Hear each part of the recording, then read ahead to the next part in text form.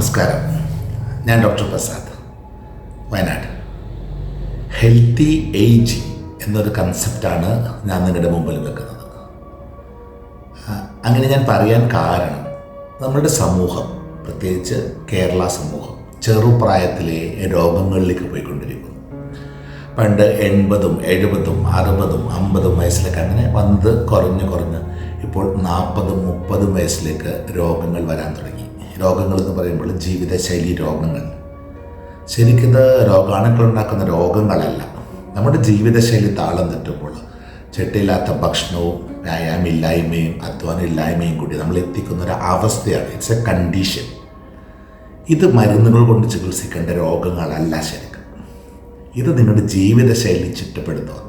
നിങ്ങളിപ്പോൾ രോഗങ്ങളുടെ പിടിയിൽ അകപ്പെട്ടിട്ടുണ്ടെങ്കിൽ, രോഗങ്ങളിലേക്ക് നിങ്ങൾ കയറിയിട്ടുണ്ടെങ്കിൽ തുടങ്ങിയിട്ടേ ഉള്ളൂ. നിങ്ങളുടെ ജീവിതശൈലി താളം തെറ്റുമ്പോൾ നിങ്ങളുടെ ശരീരത്തിലുണ്ടാകുന്ന കുറച്ച് ചേഞ്ചസ്, ആ ചേഞ്ചുകൾ നിങ്ങൾ രോഗങ്ങളിലേക്ക് കൊണ്ടുപോകും. നമ്മുടെ ശരീരം ഗ്ലൂക്കോസാണ് എനർജിക്ക് എടുക്കുക. നമ്മൾ കഴിക്കുന്ന ഭക്ഷണത്തിലെ അരി, കിഴങ്ങ്, ഗോതമ്പ് തുടങ്ങിയവയാണ് ഗ്ലൂക്കോസായി മാറുന്നത്. ഈ ഗ്ലൂക്കോസ് എനർജിക്ക് എടുത്തതിന് ശേഷമാണ് നമ്മുടെ ശരീരം കൊഴുപ്പ് എനർജിക്ക് എടുക്കുക. ആ കൊഴുപ്പാണ് TGL അല്ലെങ്കിൽ ട്രൈഗ്ലിസറൈഡ്സ്. സോ നമ്മൾ കഴിക്കേണ്ട ഭക്ഷണത്തിലെ എണ്ണ പൊരിച്ച സാധനങ്ങൾ, ബീഫ്, പോർക്ക്, നെയ്ച്ചോറ്, ബിരിയാണി, അങ്ങനെ ധാരാളം കൊഴുപ്പുള്ള ഭക്ഷണങ്ങൾ നമ്മൾ കഴിക്കാറുണ്ട്. ഈ കൊഴുപ്പെല്ലാം വയറ്റിൽ ചെന്ന് ദഹിച്ചതിന് ശേഷം അതിൽ നിന്ന് ഗ്ലൂക്കോസ്, കൊളസ്ട്രോൾ എല്ലാം നമ്മുടെ ലിവറിൽ പോയിട്ട് അവിടെ നിന്നാണ് LDL HDL ഉണ്ടാക്കുന്നത്. അതിൽ LDL ആണ് നമ്മളുടെ എല്ലാ മസിൽസിലേക്കും TGL എത്തിക്കുന്നത് എനർജിക്ക് വേണ്ടിയിട്ട്. അതുപോലെ തന്നെ സെക്സ് ഹോർമോൺസ് ഒക്കെ ഉണ്ടാക്കാൻ വേണ്ടി കൊളസ്ട്രോൾ എത്തിക്കുന്ന ഒരു സപ്ലൈ വെഹിക്കിളാണ് LDL. സോ ഗ്ലൂക്കോസ് എനർജിക്ക് ഉപയോഗിച്ച് കഴിഞ്ഞാലാണ് ശരീരം കൊഴുപ്പ് എനർജിക്ക് എടുക്കുക. സോ അന്നന്ന് കഴിക്കുന്ന ഗ്ലൂക്കോസ് പോലും എനർജി ആക്കാൻ അധ്വാനവും വ്യായാമം ഇല്ലാത്ത ഒരാൾക്ക് എന്താണ് പറ്റുക? ആ ഗ്ലൂക്കോസ് പോലും എടുക്കാതെ വന്ന് TGL ഉപയോഗിക്കുന്നില്ല. മസിൽസിലൊക്കെ TGL എനർജിക്ക് എടുക്കാതെ വരുമ്പോൾ ബ്ലഡിൽ തന്നെ TGL കിടക്കുന്നു. അതായത് LDLൻ്റെ അകത്ത് തന്നെ കിടക്കുന്നു. ബ്ലഡിലെ LDL, അതായത് ടോട്ടൽ കൊളസ്ട്രോളും TGL എല്ലാം കൂടാൻ തുടങ്ങുന്നു. അപ്പോൾ നമ്മുടെ രക്തക്കൊള്ളിലേക്ക് LDL കൊഴുപ്പ് അടിഞ്ഞുകൂടാൻ തുടങ്ങുന്നു. അതോടുകൂടി നമ്മൾ ഇതിനെ ബാഡ് കൊളസ്ട്രോൾ എന്ന് വിളിക്കാൻ തുടങ്ങുന്നത്. ഇത് അടിഞ്ഞുകൂടി നമ്മുടെ രക്തക്കൊള്ളിൻ്റെ ഭിത്തിയെല്ലാം ഒരു മുരിങ്ങാക്കോലിൻ്റെ അവസ്ഥയിലെത്തുമ്പോഴാണ് എല്ലാ രക്തക്കൊല്ലും മനസ്സിൽ കാണുക. അതാണ് ആൻജിയോഗ്രാം ചെയ്യുമ്പോൾ ഒരു 70% ബ്ലോക്ക്, 40% ബ്ലോക്ക്, 100, 30% ബ്ലോക്ക്, 10,000, 20% ബ്ലോക്ക്, ഇങ്ങനെ പല വലുപ്പത്തിലുള്ള ബ്ലോക്കുകൾ മനസ്സിൽ കാണാം. സോ ഇത് നമ്മുടെ രക്തക്കൊള്ളിലേക്ക് രക്തോട്ടം കുറയുന്നു. എല്ലാ അവയവങ്ങളിലേക്ക് രക്തോട്ടം കുറയുന്നു. ബ്രെയിനിലേക്ക് രക്തോട്ടം കുറയുമ്പോൾ അൽഷീമർ, യൂട്രസിലേക്കും ഓവറിലേക്കും ടെസ്റ്റിസിലേക്ക് രക്തോട്ടം കുറയുമ്പോൾ ചെറുപ്രായത്തിലെ impotence, frigidity, sterility, infertility, hormone ഇംബാലൻസുകൾ, ഹൈപ്പോതൈറോയിഡിസം, ഫാറ്റി ലിവർ, പ്രഷർ കൂടുന്നു. കാരണം എല്ലാ കോശങ്ങൾക്കും വായു, വെള്ളം, ഭക്ഷണം ശരിക്കും കിട്ടുന്നില്ല. അപ്പോൾ ഹൃദയം കൂടുതൽ ബലത്തിൽ ബ്ലഡ് പമ്പ് ചെയ്താലേ കോശങ്ങൾക്ക് വായു, വെള്ളം, ഭക്ഷണം, നറിഷ്മെൻറ്റ് കിട്ടും. സോ ഇതെല്ലാം ചേർന്ന് ഈ അടിഞ്ഞുകൂടുന്ന ദുർമേധസ് അല്ലെങ്കിൽ ബാഡ് കൊളസ്ട്രോൾ, ചീത്ത കൊഴുപ്പ്, ഇതാണ് എല്ലാ ഈ രോഗങ്ങളുടെയും കാരണം. നമ്മൾ ഗുളിക കഴിക്കുമ്പോൾ നമ്മൾ കൊളസ്ട്രോൾ കുറക്കാനുള്ള ഗുളിക കഴിച്ചാൽ ബ്ലഡിലെ കൊളസ്ട്രോൾ കുറയുമായിരിക്കാം.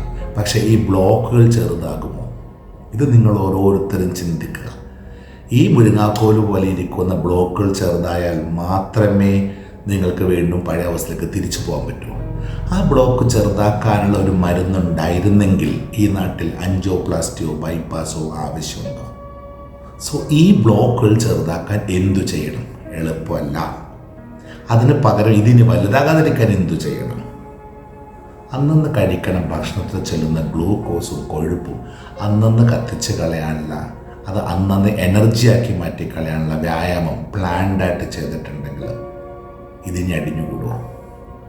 സോ വ്യായാമത്തിൻ്റെ ഒരു പ്ലാനിങ്, അതിൻ്റെ ഒപ്പം കറക്റ്റായിട്ട് ഡയറ്റ് കൺട്രോൾ, എന്താണ് നല്ല ഭക്ഷണം, എന്താണ് ചീത്ത ഭക്ഷണം, ഭക്ഷണം എന്തിനാണ് കഴിക്കുന്നത്, എങ്ങനെ കഴിക്കണം, എത്ര കഴിക്കണം, പ്രായം കൂടുന്തോറും ഭക്ഷണത്തിൽ എന്തൊക്കെ ചേഞ്ചസ് ആണ് ഉണ്ടാക്കേണ്ടത്, ഇതൊക്കെ മനസ്സിലാക്കി പഠിക്കണം. ആര്? ഡോക്ടർമാരല്ല, നിങ്ങൾ രോഗികൾ അല്ലെങ്കിൽ നിങ്ങൾ സൊസൈറ്റി പഠിക്കണം. എന്നിട്ട് അതിൽ നിന്നും എന്തൊക്കെയാണ് നല്ലത് ചെയ്താൽ തിരിച്ചറിഞ്ഞ് നമ്മളുടെ ഓരോ ദിവസവും കഴിക്കുന്ന ഭക്ഷണങ്ങളിൽ അത് അഡ്ജസ്റ്റ്മെൻറ്റ്സ് ലൈഫിലേക്ക് കൊണ്ടുവരാൻ നമുക്ക് പറ്റണം. അതിൻ്റെ ഒപ്പം വളരെ പ്ലാൻഡായിട്ട് വ്യായാമം ചെയ്യണം. ബ്രീത്തിങ് എക്സസൈസ് എന്തിനാണ്, കാർഡിയക് എക്സസൈസ് എന്തിനാണ്, എറോബിക് എക്സസൈസ് ചെയ്യുന്നത് എന്തിനാണ്, സ്ട്രെച്ചുകൾ എന്തിനാണ്, യോഗ എന്തിനുള്ളതാണ്, മെഡിറ്റേഷൻ വരെ ചെയ്യുന്നത് എന്തിനാണ്, ഇതൊക്കെ ഏകദേശം പഠിക്കണം. കഴുത്ത് വേദന സ്പോണ്ടലോസിസ് വരാതിരിക്കാൻ എന്തു ചെയ്യണം, നടുവേദനയുള്ളവർ നടു ബലപ്പെടുത്താൻ എന്ത് ചെയ്യണം, മുട്ടുകാല് വേദനയുള്ളവർ മുട്ടുകാല് ബലപ്പെടുത്താൻ, മുട്ടുകാല് വേദന കുറക്കാൻ എന്തു ചെയ്യണം, കൈയും കാലൊക്കെ രക്തോട്ടം കൂടാൻ, എല്ലാ അവയവങ്ങൾക്കും അകാല വാർദ്ധക്യം ബാധിക്കുന്നതാണ് ജീവിതശൈലി രോഗങ്ങൾ. അത് പാൻക്രിയാസിനെ ബാധിക്കുമ്പോൾ നമ്മൾ പ്രമേഹം എന്ന് പറയും, തലച്ചോറിനെ ബാധിക്കുമ്പോൾ നമ്മൾ അതിനെ അൽഷിമർ എന്ന് പറയുന്നു. സോ നമ്മുടെ അകത്തെ മെറ്റബോളിസം താളം തെറ്റുന്നു, അവയവങ്ങൾക്ക് അകാല വാർദ്ധക്യം ബാധിക്കുന്നു. ഇതാണ് നമുക്ക് ഏജിങ് പ്രോസസ്സ് അല്ലെങ്കിൽ അകാല വാർദ്ധക്യം. ഇത് എങ്ങനെയാണ് തടയേണ്ടത്, അതാണ് നമ്മൾ പഠിച്ചെടുക്കേണ്ടത്. സോ ഗ്ലൂക്കോസും കൊഴുപ്പും അടിയാതെ നോക്കുക ആദ്യം. ഇനി ഈ അടിഞ്ഞു കിടക്കുന്ന കൊഴുപ്പ് ക്ലീൻ ചെയ്യാൻ എന്താണ് ഒരു വഴി? മരുന്നുകൾ കൊണ്ട് സാധിക്കില്ല, പകരം അതെങ്ങനെയാണെന്ന് പഠിച്ചെടുക്കണം. ഇതാണ് ഞങ്ങൾ നിങ്ങൾക്ക് തരുന്ന ട്രെയിനിങ്. ജീവം എന്ന പ്രോഗ്രാമിലൂടെ നമ്മൾ എല്ലാ ദിവസവും രാവിലെ ഇപ്പം ചെയ്തുകൊണ്ടിരിക്കുന്നത്. നിങ്ങൾക്ക് ഞങ്ങളുടെ ഒപ്പം കൂടാം. എല്ലാ ദിവസവും രാവിലെ 6 മണി തൊട്ട് ഞങ്ങൾ ഒരു 7-7:15 വരെ എല്ലാ ദിവസവും ചെയ്യുന്നുണ്ട്. നിങ്ങൾക്ക് ഞങ്ങളുടെ കൂടെ വേണ്ടവർക്കെല്ലാം ഞങ്ങളുടെ കൂടെ കൂടാം. ഞങ്ങളത് തികച്ചും സൗജന്യമായിട്ട് പഠിപ്പിച്ചു കൊടുക്കുന്നു. എല്ലാവരെയും നല്ല ഭക്ഷണം കഴിക്കാൻ ശീലിപ്പിച്ചെടുക്കുന്നു, വ്യായാമം ചെയ്യാൻ പഠിപ്പിച്ചെടുക്കുന്നു. നിങ്ങൾക്ക് ഏറ്റവും നല്ലൊരു ഫ്യൂച്ചർ ലൈഫ്, രോഗങ്ങളിലേക്ക് പോകാതെ. ആരോഗ്യം പോകുമ്പോഴാണ് രോഗങ്ങൾ വരുന്നത്. ഓക്കെ, രോഗങ്ങളിലേക്ക് പോകാതെ ഹെൽത്ത് സയൻസ് ഫെയിലിയർ ആകുമ്പോഴാണ് മെഡിക്കൽ സയൻസ് അതിൻ്റെ മുകളിൽ ഓവർലാപ്പ് ചെയ്ത് കയറുന്നത്. സോ നാളെ ഒരു മരുന്നുകളുടെ ലോകത്തിൽ പോകാതിരിക്കാൻ, കിടന്ന് നരകിച്ച കാലും കണ്ണും കിഡ്നിയെല്ലാം കേടാക്കി മരിക്കാതിരിക്കാൻ, വയസ്സാകുമ്പോൾ ഏറ്റവും നല്ല ആരോഗ്യത്തിൽ മരിക്കാൻ എന്ത് വേണം? ഇതാണ് നമ്മുടെ റിസർച്ച്, ഇതായിരിക്കണം നമ്മുടെ റിസർച്ച്. ഓക്കെ, റിസർച്ച് എന്നത് പറയുന്നത് റിഫൈനിങ് ഓഫ് തോട്ട്സ് ആണ്. നമ്മളുടെ ഓരോരുത്തരുടെയും മനസ്സിലുണ്ട് എന്തെങ്കിലും ചെയ്യണം എന്നുള്ളത്. പക്ഷെ നമ്മുടെ മടിയും ഒരു ഉപേക്ഷയുമാണ് നമ്മളിങ്ങനെ ആക്കുന്നത്. സോ എല്ലാവരും ഒരു റീതിങ്കിങ്, നന്നായിട്ട് ജീവിക്കണ്ടേ? നാളെ കാലം കണ്ണും കിഡ്നിയെല്ലാം കേടാക്കി ഒരു മൂലയ്ക്ക് കിടക്കണം. ചെറുപ്രായത്തിലെ സെക്സ് പ്രോബ്ലംസ് എല്ലാം വന്ന് ഒരു വെജിറ്റബിൾ പോലെ ജീവിച്ച് മരിക്കണം. ഇനി എത്ര ജീവിതം ബാക്കി? 24 മണിക്കൂറില്ലേ? ഒരു 1.5 മണിക്കൂർ സ്വന്തം ഹെൽത്തിന് വേണ്ടി മാറ്റി വെച്ചൂടെ?